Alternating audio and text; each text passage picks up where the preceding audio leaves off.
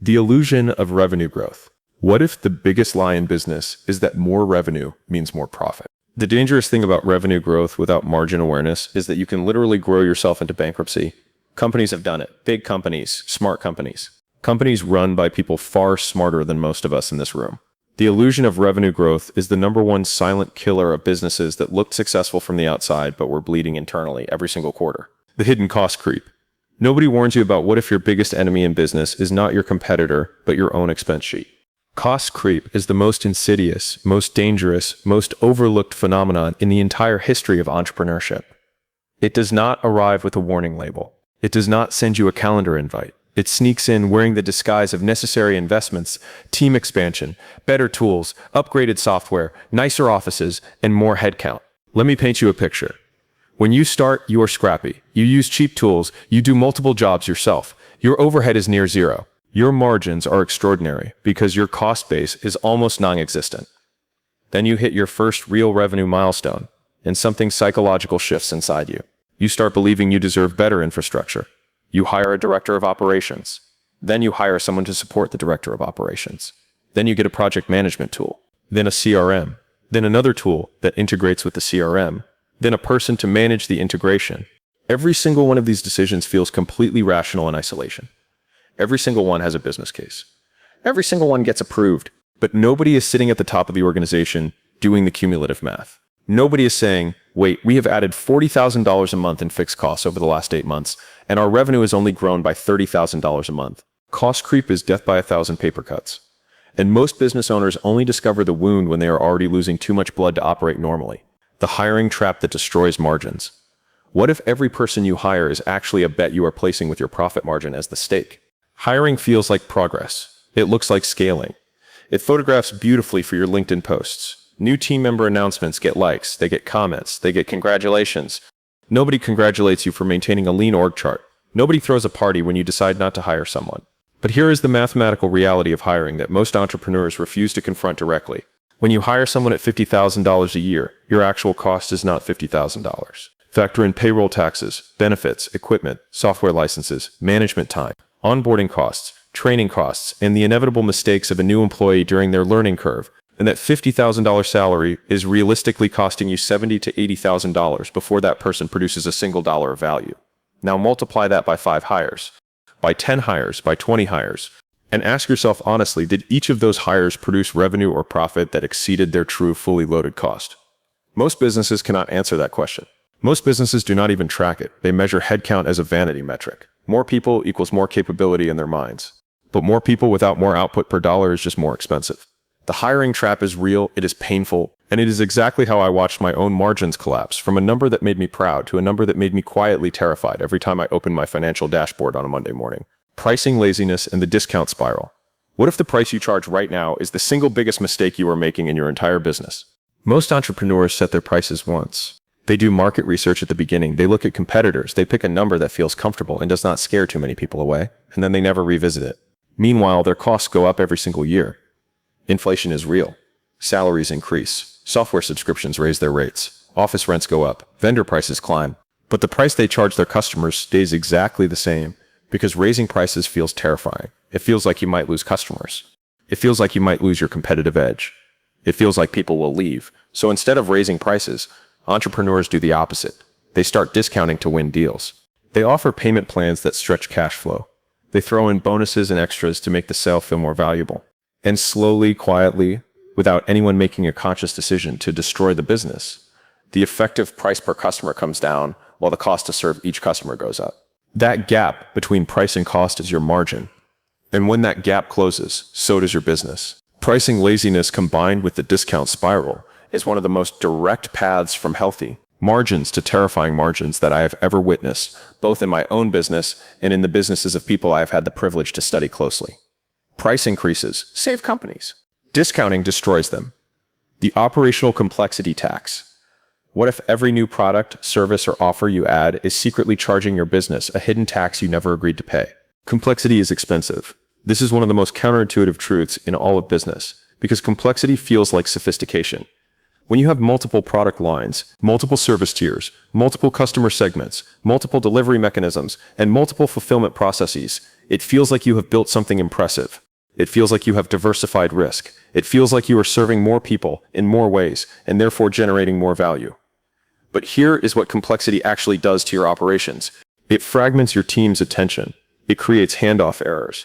It requires more management oversight. It demands more documentation. It generates more customer service issues, because more complexity means more opportunities for things to go wrong. It requires more specialized hires. And all of that costs money. Real, tangible, margin-destroying money. When I had one core offer, one core delivery process, and one core customer type, my operations were tight. My team knew exactly what to do. My quality was high. My cost to deliver was low. My margins reflected all of that. The moment I started adding complexity, adding new offers, new markets, new delivery models, my cost to serve each customer exploded. The operational complexity tax is invisible on your income statement, but devastatingly visible in your margin percentage. Simplicity scales. Complexity staggers. And most businesses learn this lesson only after they have already paid an enormous and painful price for their overcomplicated ambitions. The recovery blueprint. Getting margins back. What if the path back to extraordinary margins is simpler than everything you have been told and harder than everything you are willing to do? Here is the uncomfortable truth about margin recovery. It is not a marketing problem. It is not a sales problem. It is not a branding problem. It is a discipline problem. Getting margins back requires you to make decisions that feel wrong in the short term, but are absolutely essential in the long term. It means auditing every single line item on your expense sheet with the coldness of a surgeon and the ruthlessness of someone who genuinely believes that every unnecessary dollar spent is a dollar that should have stayed in the business. It means having honest conversations with team members about productivity and output per dollar. It means cutting tools that feel nice but do not drive results. It means raising prices even when it feels uncomfortable, even when customers push back, even when competitors are cheaper. It means simplifying your offer suite down to the things that actually generate profit, not just revenue. It means rebuilding your financial dashboards to show margin by product, by customer, by channel, so that you can see in real time where your profit is being made and where it is being destroyed. The recovery blueprint is not glamorous. It will not get you speaking invitations. It will not make for exciting content, but it will make your business survive. And more than survive, it will make it thrive in ways that pure revenue growth never could. Because a business with great margins can weather any storm. A business with poor margins is always one bad month away from disaster. What if the most dangerous moment in your entire business journey is not when you are struggling, not when you are broke, not when you have zero customers, but the exact moment when everything looks like it is working? What if success itself is the thing that is quietly, systematically, and ruthlessly destroying your business from the inside out while you are too busy celebrating to notice? What if the revenue number you are so proud of is actually a curtain hiding a catastrophe? What if the team you built, the tools you bought, the offices you upgraded, and the services you added are all working together against you in a financial conspiracy that you personally approved, signed off on, and celebrated at every single step? What if right now, at this very moment, your business is bleeding, and you cannot see it because the revenue line is still going up? I'm going to take you through the exact sequence of events, decisions, and psychological traps that took my margins from 80% down to 37.5%. And I'm going to do it with enough brutal honesty that at least some of you walk out of here today and immediately open your financial dashboard and look at numbers you have been afraid to look at. Because what I am about to share with you is not theory. It is not a framework I read in a book. It is the expensive, painful, humbling education I paid for with my own money, my own mistakes, and my own sleepless nights staring at a ceiling, wondering how something that looked so successful could feel so financially terrifying. What if I told you that the worst financial period of my business life happened during my best revenue period? That is not a riddle. That is not a paradox designed to sound clever. That is the lived reality of what happens when you confuse the feeling of growth with the mathematics of growth. And it started, like most business disasters start, with a decision that seemed completely reasonable at the time. So we were growing, revenue was up, customers were coming in. The energy in the business was electric. And so I did what every entrepreneur does when things are going well. I invested in the future. I hired more people. I bought better tools. I expanded our service offerings. I moved into a better office. I said yes to opportunities that required new infrastructure. I built the machine that I believed a business at our revenue level deserved to have. And every single one of those decisions was individually defensible. Every single one had a rational business case. Every single one felt like the right move. But collectively, cumulatively, mathematically, they were catastrophic. Let me give you the actual numbers, because I think abstract principles without concrete math are just motivational content, and I am not here to motivate you. I am here to change how you run your business. At our peak operational efficiency, when we were lean and focused, our gross margin was 80%. For every $100 that came in, $80 was profit before taxes. That is an extraordinary number. That is the kind of number that lets you sleep at night. That is the kind of number that gives you options. Then, over the course of 18 months, through a series of decisions that each seemed reasonable in isolation, that number moved. It did not collapse overnight. It eroded, slowly, painfully, like a cliff face losing rock to the ocean, one wave at a time. Until I sat down one morning, opened my financial model, did the actual math, and discovered that my margin had dropped to 37.5%, less than half of what it had been, on higher revenue.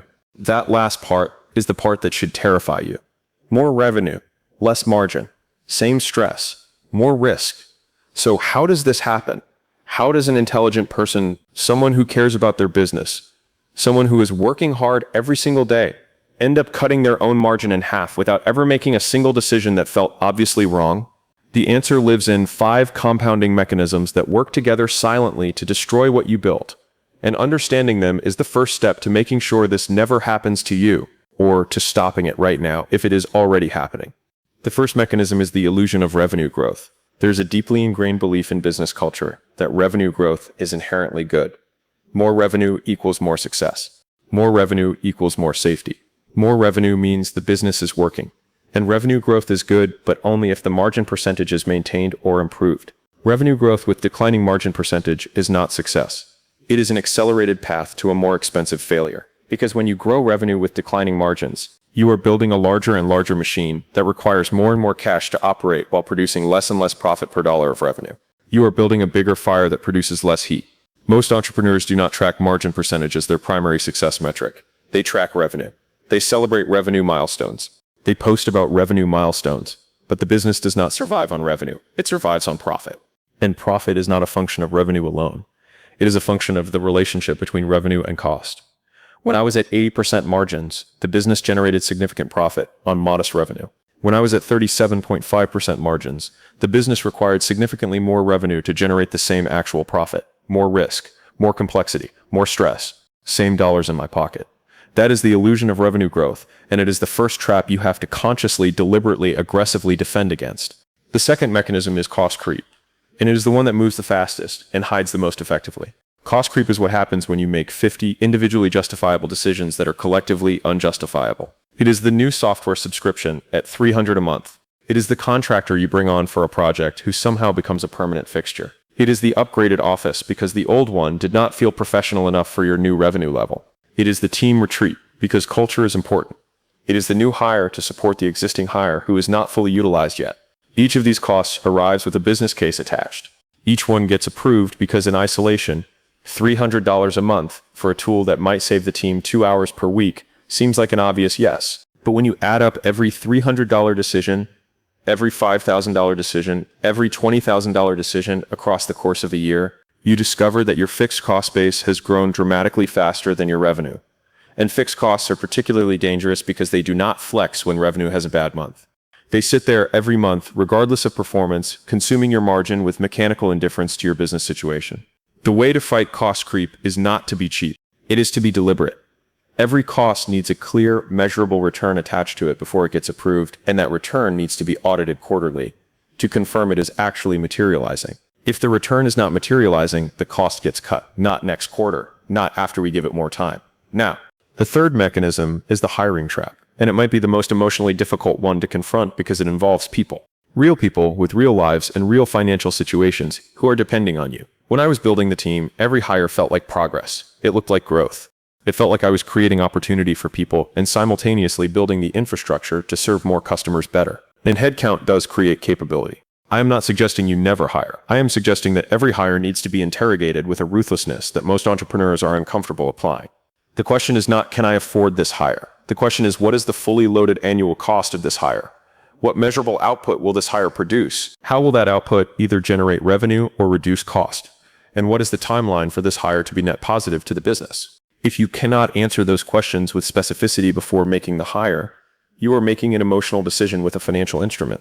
And emotional decisions with financial instruments or how margins get destroyed. When I audited my team during the margin crisis, I discovered something uncomfortable. We had roles that had been created to manage the complexity created by previous roles. We had positions that existed to coordinate the work of other positions. We had built a management layer to manage a management layer,